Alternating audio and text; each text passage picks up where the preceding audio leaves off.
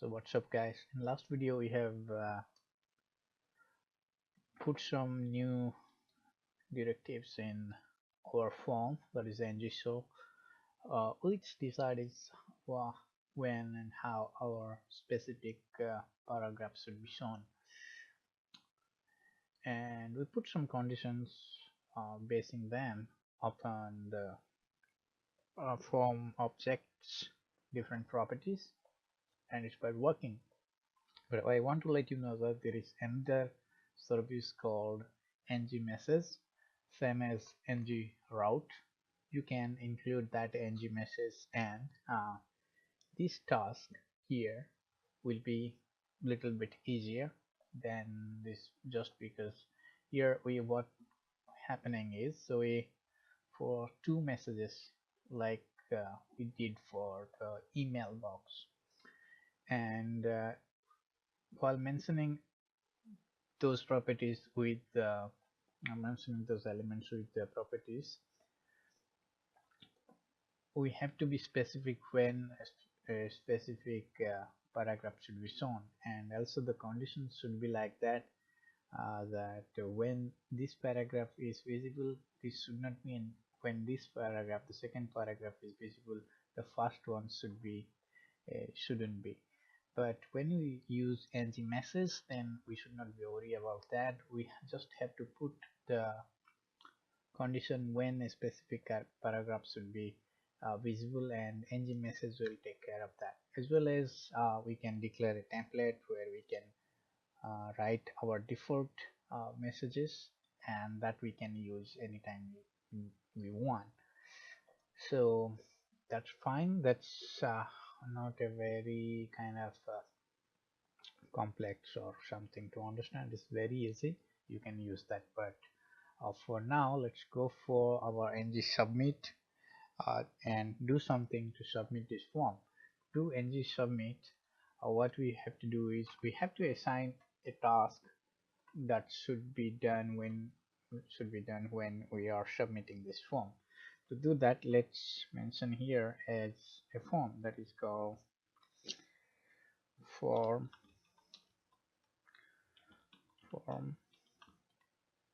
submitted, and we have to pass the kind of form name.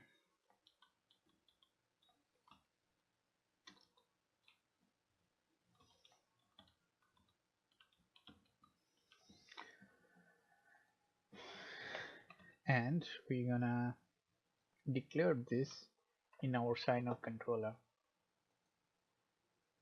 which is over here.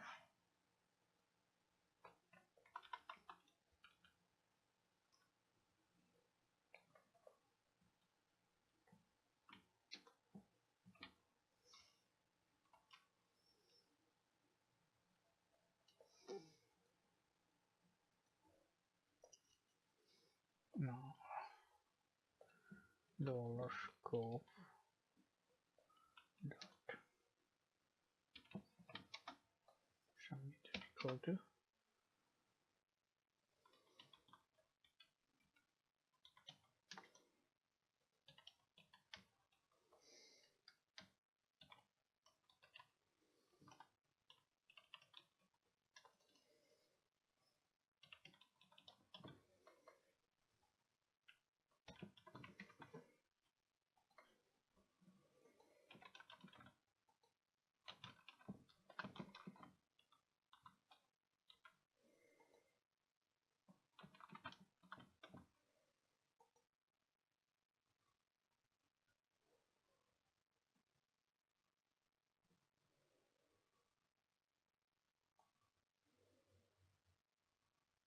then we have to take a route.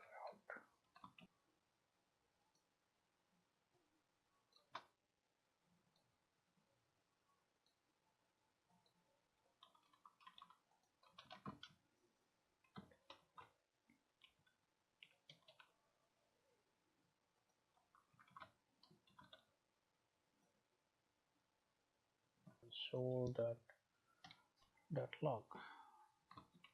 So every time the form is submitted, tapan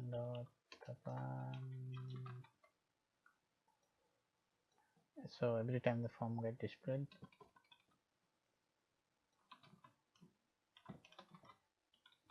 form the form submitted.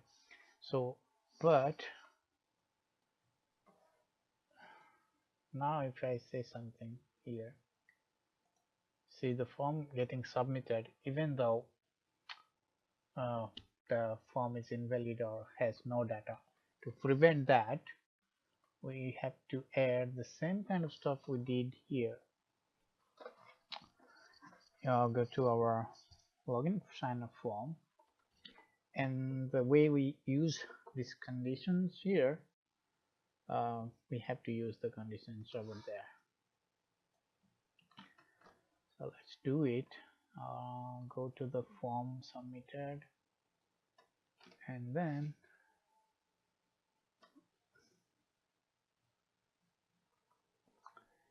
here you have to sign up form that valid,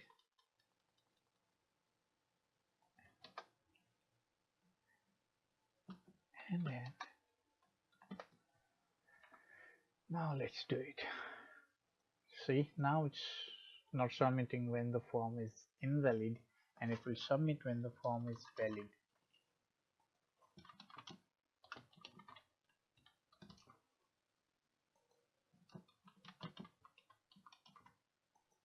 Form gets submitted. So in other way, we can also apply something to our sign up buttons. I will show you something.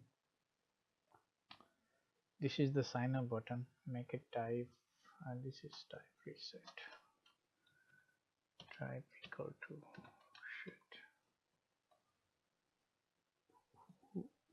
Ooh.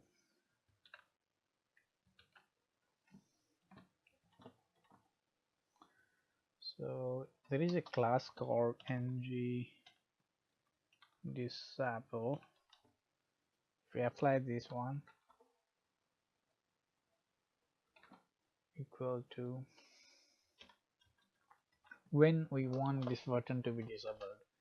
So that only when the form is invalid, right? As you know, there is same way we have a valid property, there is an invalid property as well. So let's use that.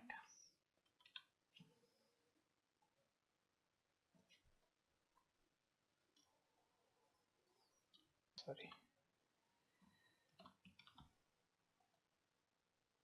So if you see, this button get disabled, and only when the form is valid. Let's see its valid values.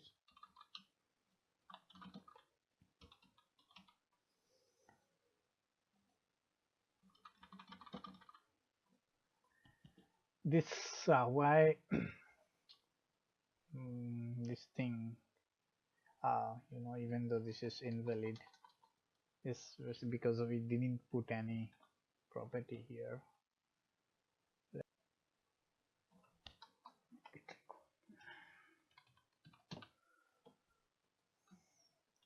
And we'll put multiple conditions here as well when you want to make this button function. So let's see now. This is our form. Now if the button is also disabled, let's put some values.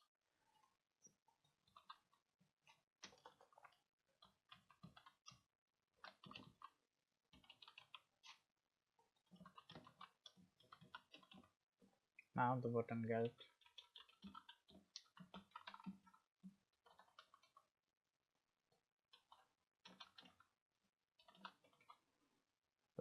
now the form submitted.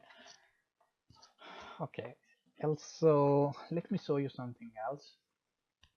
There is another directive called ng class which helps us to put or apply specific CSS class depending upon the condition. Same way you disable the button depending on a condition, same way we can apply specific classes to a particular element depending upon the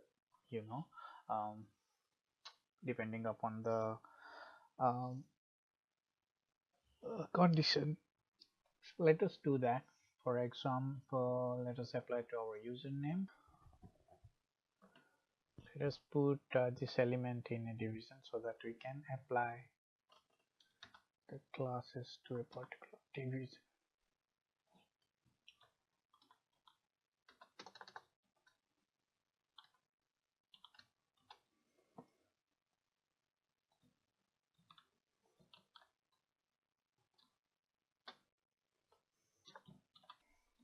Let us use the class ng class equal to, so let us use one CSS, our bootstrap class that has error, and put some conditions here. When we have to going to apply this is where this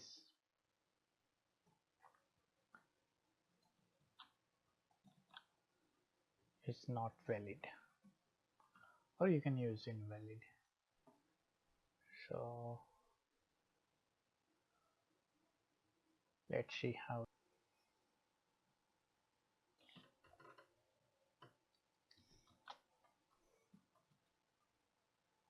Did you see it?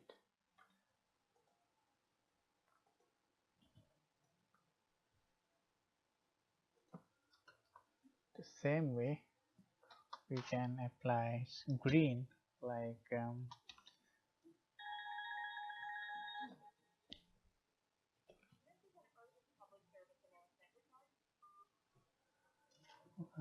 hedge,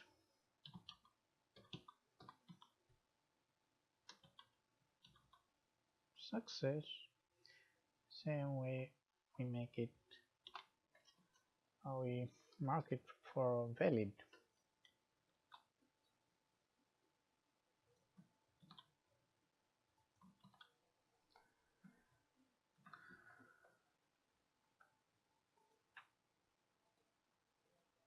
So when it's valid, it became green. So you got an idea how to use these classes. So this is nothing but using a specific CSS class depending upon the condition. You can play with the conditions that you want. So this is almost we are completed with our form validation, and I will go ahead and show you now. We'll work with our blocks. Rather than we are hard coded the codes now, the content, but now we are going to fetch a file or API to generate our contents, which is very important. So stay tuned, and thank you very much.